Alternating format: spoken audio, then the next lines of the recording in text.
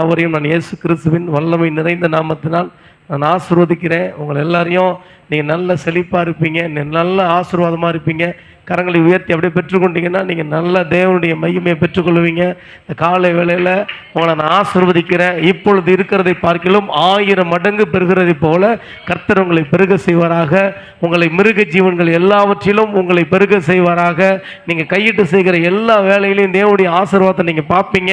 ஒரு பஞ்சத்தை கண்டா நீங்கள் நகைப்பீங்க. ஹல்லேலூயா. பஞ்சம் வர்றதை பார்த்தா நீங்கள் நகைப்பீங்க. ஏன்னா நீங்கள் ஆண்டோடைய பிள்ளைகளாக இருக்கிறீர்கள். ஹல்லேலூயா.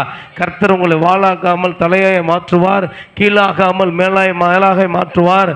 கர்த்தருக்கு பயப்படுகிற மனுஷன் இவ்விதமாய் ஆசீர்வதிக்கப்படுவான் என்று வேதம் சொல்கிறது. நீங்கள் ஆசீர்வாதத்தின் சந்ததி. ஹல்லேலூயா.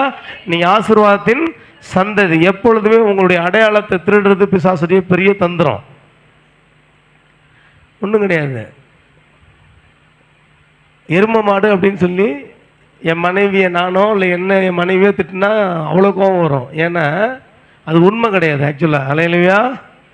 எரும மாடுன்னா அவங்க என் மனைவியை நான் திட்டுறேன்னா அவங்க எரும மாடு கிடையாது ஆக்சுவலாக.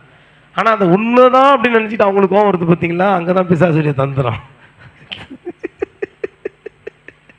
சொல்கிறது புரியுதா உங்களுக்கு? ஆக்சுவலாக நீங்கள் எரும மாடு கிடையாது, என் மனைவி எரும மாடு கிடையாது. ஆனால் நான் எரும மாடுன்னு நான் திட்டினேன்னா அந்த எரும மாடோடு தன்னை கம்பேர் பண்ணுறாங்க. பார்த்தீங்களா? அங்கே தான் பிசாசுடைய தந்திரம். ஹல்லேலூயா. ஆனால் தேவன் உங்களை பார்க்குறாரு. ஃபஸ்ட்டு சர்வீஸ் சொன்ன நீங்கள் விசேஷித்த விதமாக இருக்கிறீங்களா? தேவன் உங்களை விசேஷித்த விதமாய் படைச்சிருக்கிறார். பிரமிக்கத்தக்க விதமாய் உருவாக்கி இருக்கிறார். இந்த பூமியில் அவர் ரொம்ப ரசித்து படைச்சது என்ன தான்? அது உங்களுக்கு தெரியுமா?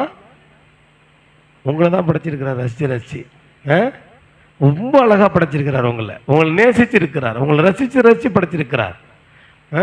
இந்த காட்டு புல்லுக்கும் உங்களையும் கம்பேர் பண்ணுறாரு. காட்டு புல்லுக்கும் சாலமோன் உடுத்தின உடைக்கும் கம்பேர் பண்ணிட்டு இந்த காட்டு புல்லை விட விசேஷித்தமானவர்கள் நீங்கள் அல்லவா அப்படின்றாரு. ஹல்லேலூயா.